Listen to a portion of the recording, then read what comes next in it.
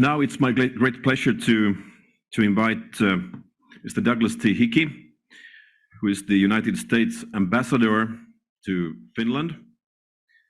Your mandate started on April the 6th, is that correct? And only 42 days later, Finland applied for membership in NATO. Think about that. Mr. Ambassador's headline today is Finland and Sweden, close and long-standing partners of the United States. Mr. Ambassador, the floor is yours.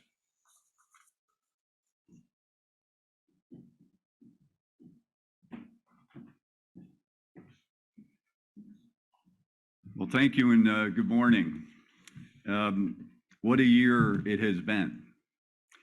It's when I was asked to take on this position, I made a couple phone calls to people that I knew well and asked for their advice on Finland and whether or not I should do this. And I called a dear friend of mine, John Kerry, and John said to me, I just want to make sure I get this right. He said, all you need to think about, excuse me, is Russia, NATO, and the Arctic. Go do it. And I did. So thank you for having me here today. You know, the partnership between Finland and Sweden and the United States has been rooted deeply in our shared values of democracy, of human rights, the rule of law, and a shared commitment to strengthening rules-based order. We're collaborating on virtually every pressing challenge of our time. We're working together to promote democracy, advance human rights, address the climate crisis, and ensure regional and global security. We also work together on shared priorities in the Arctic. And now let's talk a little bit about NATO. By the way, I know the application took place 42 days after I got here. I do not take credit for that. Although, I have to say I'm honored to be here at such an historic time in Finland's history, NATO's history, and the United States' history. So let's talk about NATO a little bit. As President Joe Biden has said, Finland and Sweden are two great democracies and two close and highly capable partners to join the strongest, most powerful defense alliance in the history of the world. Now, we're pleased with the progress that's being made toward Finland and Sweden becoming members of the alliance. It's been mentioned that 28 out of the 30 countries have already voted. And we fully expect that Hungary and Turkey will do the same in a timely manner. And I'll get back to that a little bit later. Excuse me. As I've said many times in the past, Finland and Sweden are accretive to all members of NATO. And let me just talk about Finland for a minute. Finland brings a purpose-built Navy to the Baltic. The United States is more of a blue water Navy, so the complement of what happens in Finland to the United States is really extraordinary. The Air Force here in Finland, with the addition of the F-35s, makes it one of the most advanced in Europe, if not in the world. Thank you very much. And the conscription model in Finland makes available an army capable that's larger than France, Germany, and Italy combined. And the consistent willingness to spend on defense, meeting or exceeding the required 2%. That is nothing new to the Finns. And we've seen Finnish and Swedish troops have already served shoulder to shoulder with the US and NATO in Kosovo, Afghanistan, and Iraq. And as President Biden has said, Sweden and Finland have strong democratic institutions, strong militaries, strong transparent economies, and a moral sense of what is right. They meet every NATO requirement and then some. And having two NATO members in the High North will enhance the security of our alliance and deepen our security cooperation across the board. Finland and Sweden joining the alliance will further strengthen NATO's collective security and deepen transatlantic partnerships. Now, the United States is committed to security of Sweden and Finland, and we will continue to work and remain vigilant against any threats to our shared security and to deter and confront aggression or the threat of aggression. We'll continue to strengthen the alliance's capability to address all threats to transatlantic security, including terrorism, malign use of emerging and disruptive technologies, malicious cyber and hybrid operations, Russia's aggressive actions, and other challenges to the rules-based international order. Now, let's be clear. The United States does not seek a military conflict with Russia. NATO is a defense alliance, but any military action directed against any NATO ally would trigger a strong response from the United States, and our President, Secretary of State, and others have made that clear. We're modernizing the alliance for the world we face. We're committed to working with allies to build societal resilience and address the security implications of climate change, and to face down foreign election interference, democratic backsliding, resurgent authoritarianism, and corruption, and to produce and secure technologies of the future. And that's a key aspect of the relationship that we have with Sweden and Finland. And to be specific, we'll continue to be partners with Finland and Sweden on the development of 5 and 6G technologies around the globe, on AI, on quantum computing, and green technologies as well. Now let's talk about NATO and Turkey and Hungary for just a minute. You know, we obviously want to be respectful to all participants in the process, including Turkey and Hungary. I've met with the Hungarian ambassador, and she assures me that this will get done, that Hungary will support. And just recently, I'm sure you've all seen that President Niistu talked to Prime Minister Orban, and Prime Minister Orban made it clear that he can count, that Finland can count on its support. And I'm sure the same for Sweden. So there is clear progress in that arena. And then President Erdogan has met with the head of NATO last week. This week, meeting with the new Prime Minister of Sweden. These are all positive signs and show that people are working aggressively to get this done because it's in the interest of all countries, not any individual country. And we want this to happen for all members. And let me just talk a little bit about Russia and Ukraine. As the president, our president has said, winning the war in Ukraine is to get Russia out of Ukraine completely and recognize Ukraine's sovereignty. Supporting Ukraine in that goal has been the right thing to do because it's important for all of us that Ukraine wins the war against Russia's invading forces. And if Putin wins, it's not only a defeat for Ukraine. It's not only a defeat for Ukraine, but it's also a defeat for all of us. It will make the world a more dangerous place, and it will make us more vulnerable to Russia's and others' further aggression. So it's critical that Ukraine win. And the United States' ironclad commitment to Ukraine's independence, sovereignty, and territorial integrity is steadfast and resolute. As our president has said, the world has sent a clear message. Russia cannot erase a sovereign state from the map. Russia cannot change borders by force. Russia cannot seize another country's territory as its own. The United States will never recognize Russia's purported annexation of any territory it illegally seized from Ukraine. And such territory remains part of Ukraine.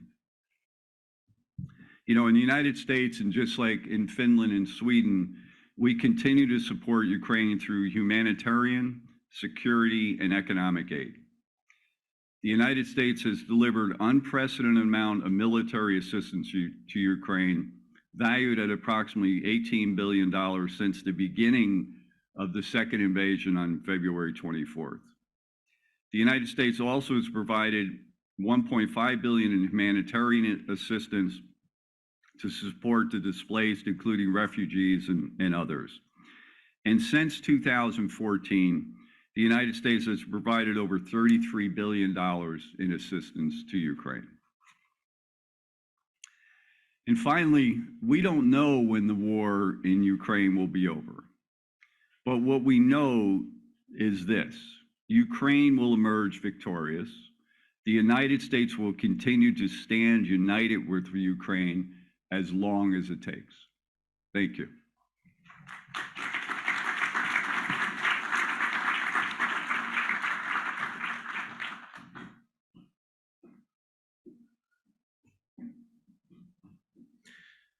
Thank you, Ambassador Hickey, for your remarks. Now we got some time for some questions. Also, the audience will be brought in, so please be ready if you have something in mind. But first of all, I'd like to ask Jörg See, you can respond from where you are right now. You said in your speech that allies have made, quote, allies have made considerable progress in increasing defense spending, and this year marks the 8th consecutive year of increased defense spending. Right now, the new Swedish government is preparing its first budget proposition, and here in Finland we have general elections next year. Will also, of course, affect the economic politics in Finland for the coming years. I don't ask you to give good advice to the politicians, but what would be your greetings as far as the 2% budget goal recommendation is concerned?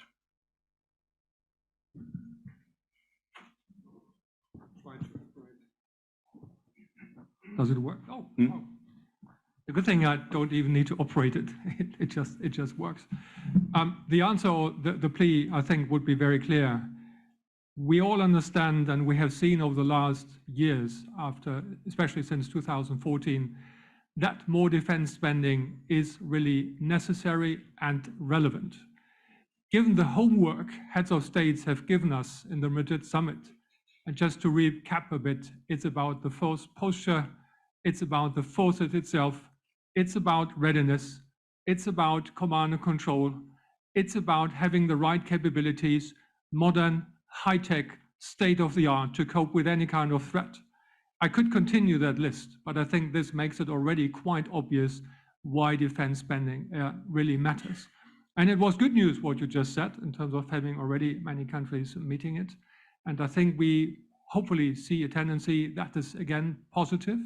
And I think the next summit in Vilnius next year will hopefully pave the way to that, because the heads of states already agreed to look into that. And hopefully we may end up with something that could say that the 2% really should be the floor in the future, not the ceiling or an aim point we have to go and we have to aim at. I think that's really important. And the examples I've been given why this is necessary, I think is very, very obvious. Thank you. Then a question to Ambassador Hickey. After the enlargement of NATO that is going on right now with Finland and Sweden is complete, there will be 8 countries around the Baltic Sea, the Nordic countries, or in the neighborhood of the Baltic Sea, the Nordic countries and the Baltic countries. That's 8 out of 32, it's 25%. That's a lot. How does this look like from a US perspective when the Nordics are getting so much stronger around the Baltic Sea within NATO? Well, I think I don't view that as a threat. I view it as an opportunity. I think it's important, you know, as President Biden has said, having Finland and Sweden join now strengthens not just the high north, but really every aspect of NATO. I think having other like-minded countries as part of the NATO opportunity is positive for all. So I look at it as a positive thing, not a negative thing by any stretch. Thank you. That was what we expected. All right, let's bring in the people, please. I think you could need you could use the microphone. and please tell us who you are.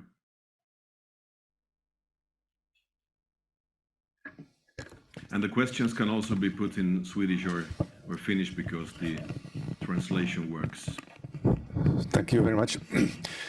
Well, my name is Filip Hamro-Drots. I am a former actor in Finnish business, now retired. I would like to put a question to Mr. Ambassador. Mr. Ambassador, you mentioned that when you were considering becoming ambassador in Finland, you got some let's say, words from when you asked for it. What would be the reason? And he said that think Russia, think NATO, and think Arctic. My question is as regards Arctic. Would you like to comment with some words this aspect as ambassador in Finland and here up in this situation? Of course. Thank you. Please.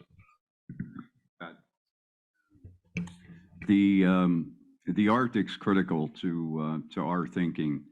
You know, as we all know, the Arctic is warming at about 4 times the rate of anywhere else in the world. And as your president said many times, President Niinistöä, what happens in the Arctic, you know, affects all of the world, and we need to be sensitive to that. The United States just recently put together a updated strategy document that's been now shared with the world on our intent to cooperate with all the countries in the Arctic to find a solution. And as you'll see, I'm sure at the COP conference with Secretary Kerry, that is going to be a huge topic of conversation of how do we work together to help solve the issues of the Arctic. Now, having said that, there's one player that isn't participating in those conversations, which is Russia. And it's important, and I guess it's sad that they're not participating, but they're not participating for good reason because of what they've done in Ukraine. But we need to, even independent of them, we need to be moving forward with a productive strategy with all of our partners on the Arctic. And you can be assured it's a key priority of what we're doing, what I'm doing here in Finland, and obviously what we're doing from a full perspective of the United States. Thank you. Any questions? Yeah, please. Thank you. I don't want to steal the floor. My name is Jonas Kent. I'm a member of parliament and also a member in the Defense Committee. My question goes to the ambassador. You are having the elections going on in the USA. How do you see if there are going to be any changes regarding the support for Ukraine? And another question, do you see any kind of change when it comes to policies from the USA considering the NATO as it is? Don't you want to ask another question of my friend here from NATO? I think it was pretty clear that the 2% should be the goal, and I'm glad to say that Finland already has more than 2% of GDP and will have it also in the future. Absolutely. I guess on the elections, you know, there will be change for sure. There always is. And historically, in the United States, the incumbent party loses seats in the legislative body in the midterms. So I would expect that will happen. To what extent, I just don't know. But on the support piece of it, I think it's really interesting to look back. And we talked about the vote that took place in Parliament, where 95 or 94% acceptance of moving forward with NATO. In the United States, and I kid around with your president about this, is we got 95% in our Senate. So 95 senators voted for NATO. It's one of the few things that our parties in the United States agree upon. So it was aggressively supported by Democrats and Republicans, from representatives from north, south, east, and west. I don't expect that's going to change. And the reason I don't expect that is our legislators understand the importance of supporting Finland and Sweden, not just to support them, but it improves the body of NATO as a whole. So I think we'll absolutely see that continue. On Ukraine, you know, the United States, amongst many other countries, have been very aggressive in the support in Ukraine from a military perspective, economic and humanitarian. And while there's always voices in government that talk about not supporting a certain program, the voices are very loud and aggressive on continuing to support our efforts in Ukraine. And I think it really goes back to the statement I made earlier, is that if the Ukrainians don't win, Russia wins. And if Russia wins, that's an awful position to put all democracies in. And we just can't afford for that to happen. So there might be some rhetoric out there, but I think when you really talk to people directly about this, the amount of support that's available to continue our support and others of Ukraine is very vibrant and solid. Thank you. Please. Thank you. Charlie Salonis Pasternak. I work at the Finnish Institute of International Affairs. I have a question, I guess, mainly to the Deputy Assistant Secretary General. Even today, we've heard a lot about 2%. And I understand it's a shorthand. But at the same time, I see that Finland's defense capability has been developed over decades at under 2%. And partially, it's this long-term planning perspective which has enabled it. Which is in slight contrast to NATO, which has maybe understandably shifted its planning basis or requirements for members over the past 2 decades quite radically. So I'm curious, how can we talk differently than just about 2%? There are members now who spend 2%, but frankly, probably can't do most of what we just heard about in terms of 360 and expeditionary capabilities. Are there other things that we could in public talk about, which doesn't just boil down to 2% and how much money you spent, as opposed to how well you plan it and what you spend it on? Please. Hopefully it's still on. First, I'm really grateful that you put the focus on not just on cash. This is why I talked about the examples on command and control capabilities and so forth. Let me just give you 2 examples where I think that NATO really offers a long-term perspective. The NATO defense planning process, it's an awkward beast to some extent, but it's a useful one. And normally the cycle is a 4-year cycle with the guidance, but the experience shows that normally the outreach is 10 years and more. So this is relevant for industry, for procurement, to have exactly that kind of sustainability, that kind of guarantee what needs to be done in the future. That's the process.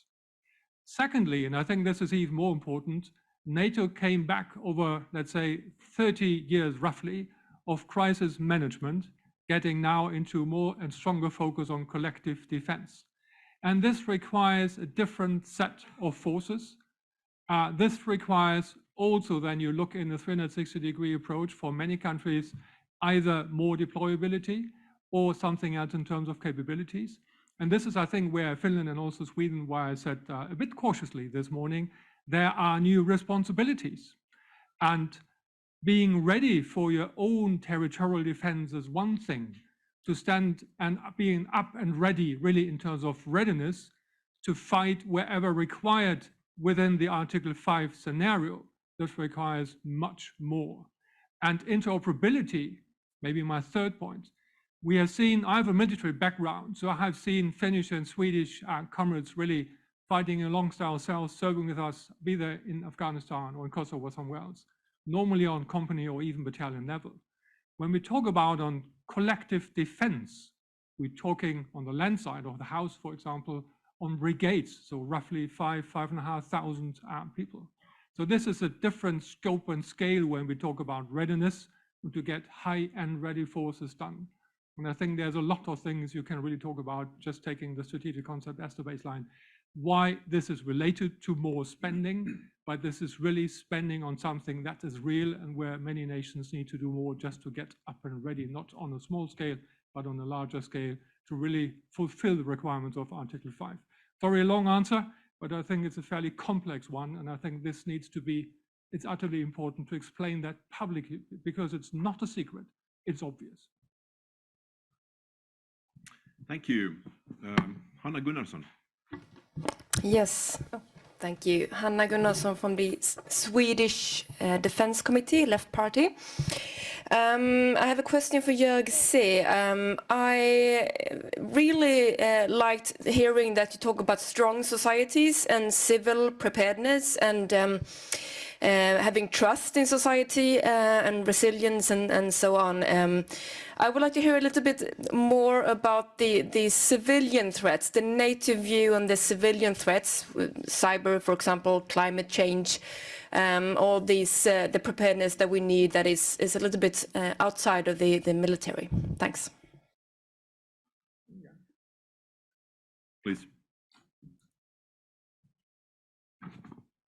So coming from the military background, not just wearing my suit, but climate change, hybrid, critical infrastructure, threats to critical infrastructure, civil infrastructure, I think it became very obvious over the last years, and especially now in Ukraine, how relevant that is, A, for the society itself, and B, also from a deterrence and defense perspective.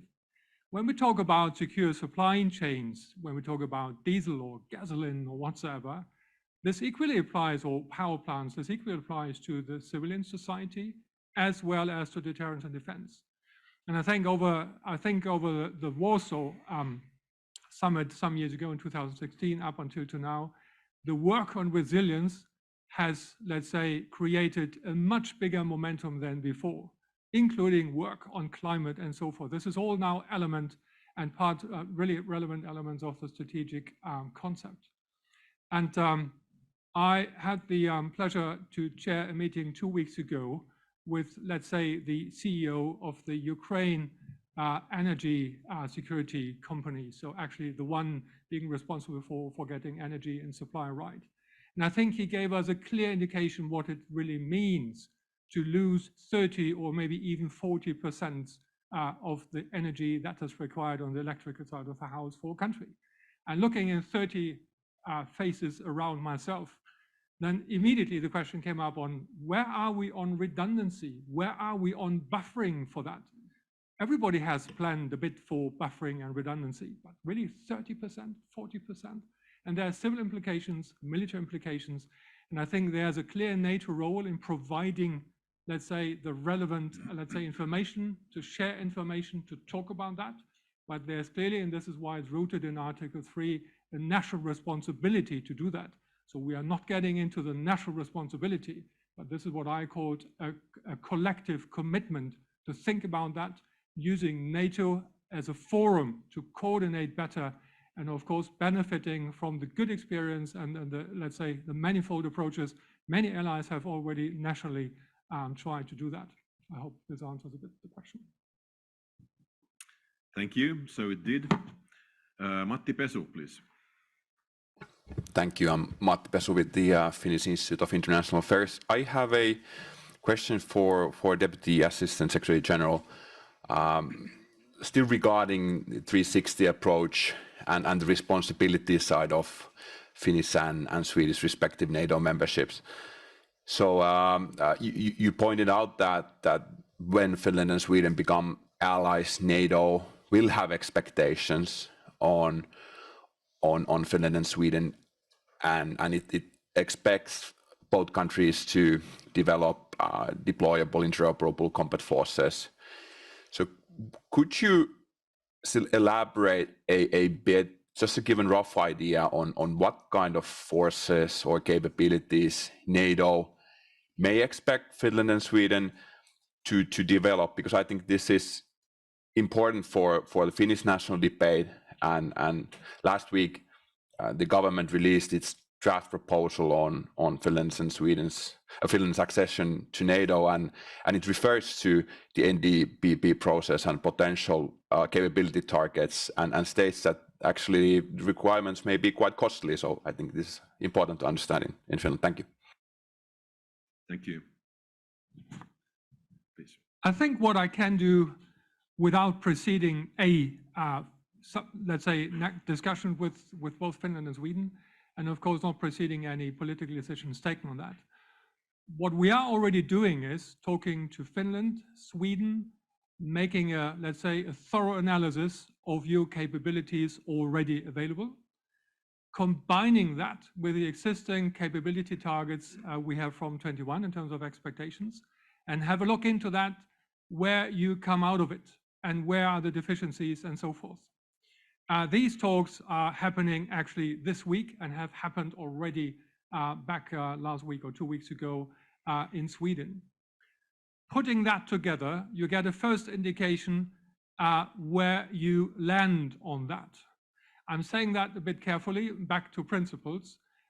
The basic understanding of that planning process is to have given the proportionate, the population, the relative wealth, your economy, let's say the targets on that. And to give you just an illustrative example, a strong country like Finland, for example, in this case, cannot end up with just 2 companies being deployable. We would be then down on the level of very small allies, and there are just 2 in my mind without getting into that one. So you can actually expect more on that on the land side. Also, we take care about their strengths and weaknesses in the air, at sea. The geography for Finland is different than for Sweden. So exactly the process for that and what we required of each other country would be different. And of course, we have ideas how we have done that before with other countries directly located in the East. This has also an impact on what kind of forces need to be built up there. So I think this is what I said in my speech. We are doing the utmost at this time to realize a smooth and very speedy integration process.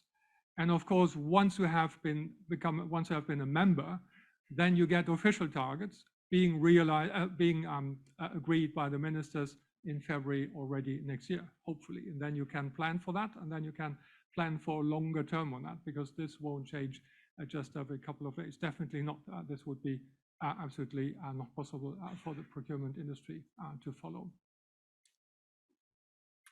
Thank you. Elisabeth Rehn, please.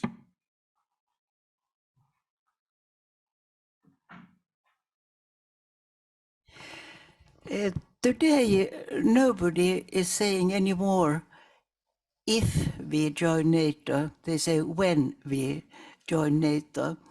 We are now, as you pointed out, just 8 countries here around the Nordic waters.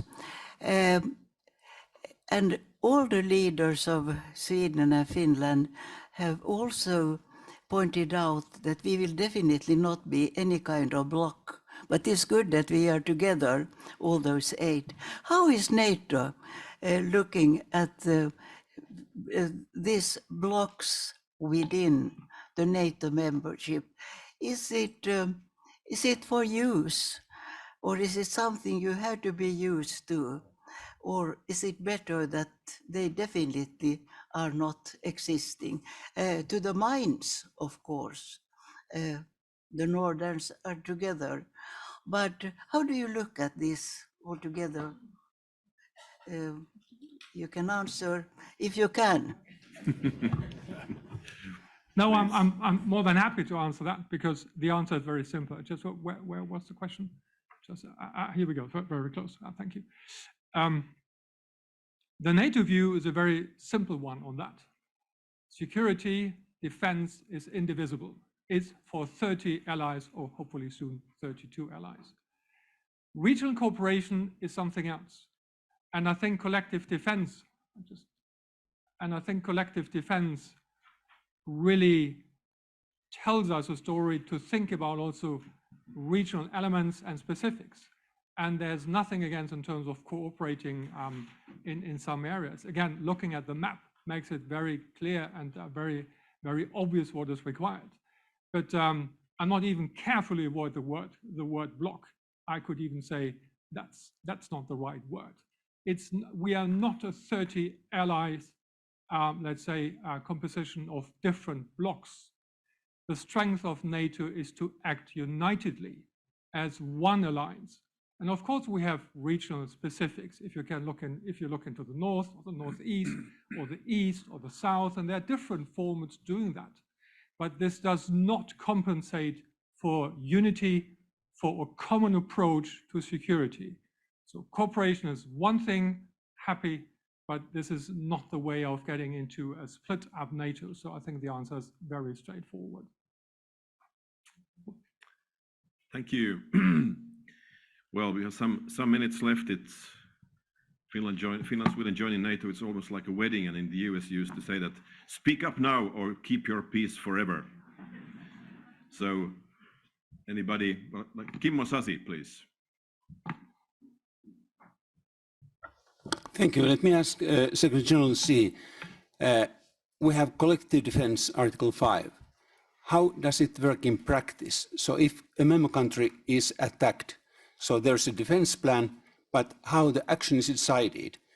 Do the heads of state have to convene and ask Mr. Erdogan, so are you ready that we go forward? Or what is the process in practice? Thank you.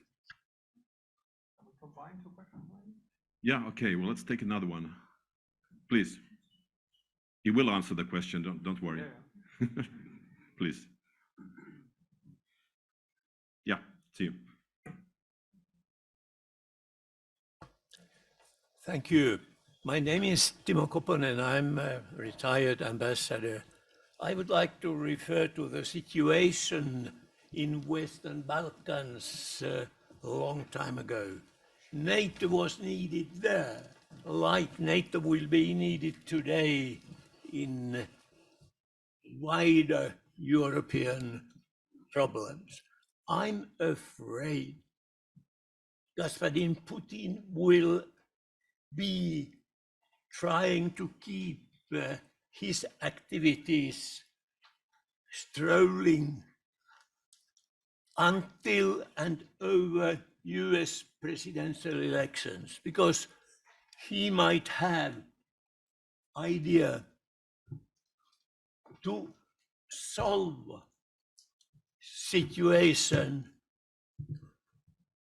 like he was actively supporting I4, S4 activities a long time ago. Thank you. 2 questions, 1 answer. Please. Well, starting with the first one, Article 5. That's the idea of the alliance. If an ally is attacked, we have Article 5. That's it. Get on with it. This is the whole idea. This is the whole idea. And all about, and everything else in Brussels and how we run that and what comes next and which kind of plans will be activated. Just Article 5 is a given. It happens. That's the idea of the let's say, Article 5. Once being attacked, NATO stands up at 30 or hopefully at 32 then, and that's it. So that's a very simple answer, I think. And on the second, which is more common, I think the Secretary made it very clear even over the recent months that NATO has a very, very close eye also on the Balkans. He spent a lot of times there talking to the leaders over there. We had been heavily involved in the debate on what happens in Bosnia-Herzegovina and the EU mandate and all that kind of stuff. And this is another reason what I said before in terms of having a 360-degree approach. It's really looking around what happens and really having the appropriate situation awareness both on the political and the military level. Thank you. Thank you very much, Jörg. Thank you, Ambassador Hickey, for your contributions.